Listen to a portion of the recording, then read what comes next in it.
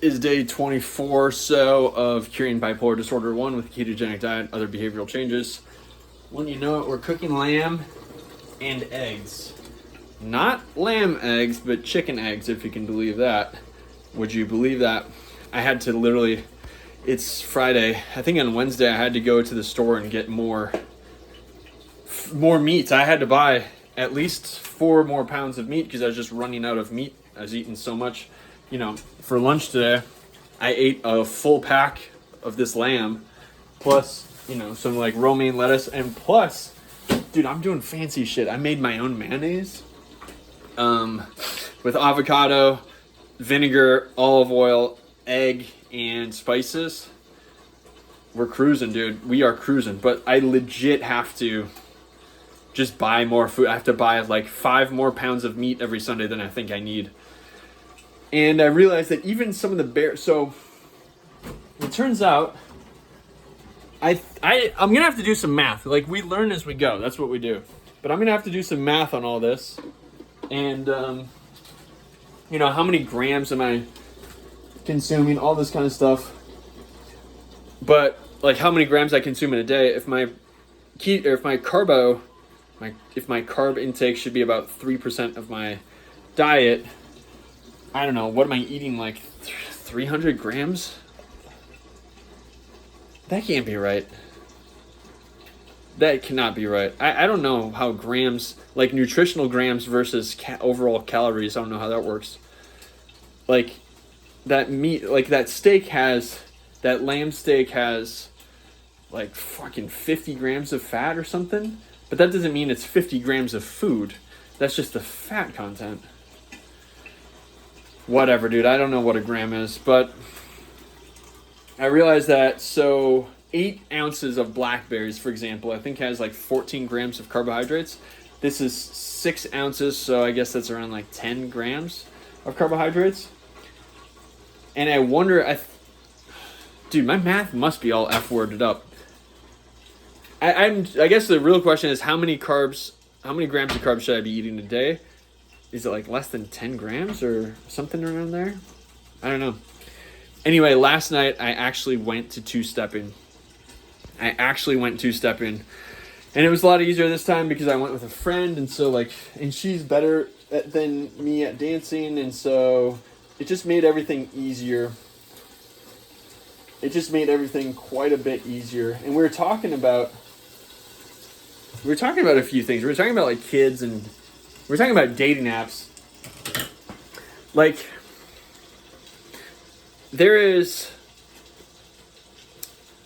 whenever I've been on a dating app, I know that I am a lower attractiveness than what I would be in real life. It's like being a guy on a dating app, or being me on a dating app, knocks me down like 1.5 or 2 points. Let's say I'm an 8.3 dating app, I'm a 7.2, 6.5, that kind of thing.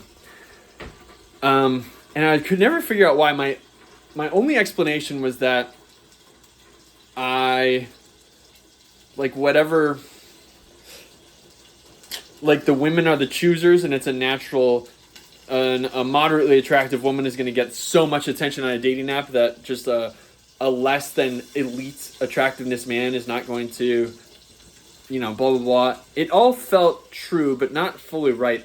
And I think I found the answer. I realized what it is that makes me less attractive on a dating app, or rather more attractive in real life. And why any man who has any sort of good thing going on in his world is actually handicapping his abilities by going on a dating app. And here's what it is. Like, I have this hypothesis that none of the women that I've met in real life and dated, this has nothing to do with keto, any of the women that I've met and dated would not have given me the time of day if I had met them on a date, or if I had seen them on a dating app, or vice versa. I think the only reason that they would have dated me is, the only way it would have happened is if we were meeting in person. Anyway, here's what it is. The reason I have lower success or lower value on a dating app than in real life is because you can't see how I walk on a dating app. You can't see how I move through the world and how I interact with people. Yeah, you can see the still images, and I do even have a couple of videos of me on there with like a talking head. But I think the way it is boiled down to how I walk. And it's not like I have some like ultra swagger with my walk, but I'm just using that as a consolidated metaphor for all of these other parts of myself that you can't see without movement. You can't see me really moving in a dating app. Anyway, this is the kind of shit I think about. So because of all that, today I felt a little bit like stressed out. I didn't go to the gym. I'm heading to a friend's house tonight, so like all this kind of stuff. But I went two-stepping last night, and I felt comfortable and confident. I was there, I had a friend there where we switch partners a bunch. We do the lesson. I actually felt like I followed along with the lesson. And I danced with a strange woman. I asked her to dance with me.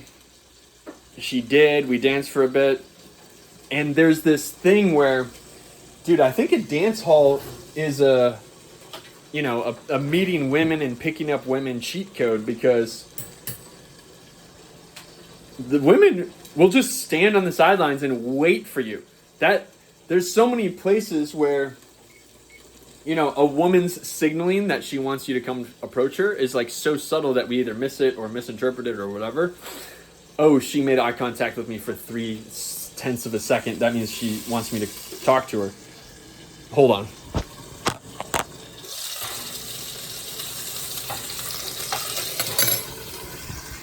That might be easy to miss in a coffee shop. But in a dance hall, she can signal in a way that does not turn her into the pursuer and switch this natural role. And also heavily signals to the man like, yeah, come approach me. It's almost like an open invitation to pretty much anybody to approach her and say like, hey, let's dance. It is, I don't know, it's pretty good. It's like, here's my other crazy conspiracy theory. Again, very little of this has to do with a ketogenic diet. But dating, okay, my friend that I went dancing with, she's in college, and she said that a lot of the kids in college are on dating apps, which blew my mind. Because I think about when I was in college, and it's not like I was so good with women or anything, but meeting people in general was, you literally had to try to not meet people. Okay, I was literally rambling for so long that the phone ran out of storage. But these kids, they have so much social anxiety that they, they're just on the apps. When I was in college, I think, here's something that, wow, am I having like a manic episode right now? Facebook, when I was in college, was the hot new thing. We were obsessed with Facebook. Your relationship status. You could literally just look at somebody's Facebook and see their relationship status. And that made things easier. It made it easier to ask someone out or pursue somebody because you knew whether or not they're in a relationship because of their Facebook status. Then, all the old people, you stopped having to have a .edu email address in order to get on Facebook. Your grandma got on Facebook, it stopped being cool, you didn't update it with your dating status or whatever. And so now nobody has the dating status, and there aren't as many opportunities where women stand on the side of the dance floor. This is nonsense. But anyway, because I went dancing and I did a brave thing and a fun thing, and I'm going to go back, I think, twice next week, 8.3 out of 10. Highest one yet, because I finally was brave enough to go dancing, two-stepping. Yup.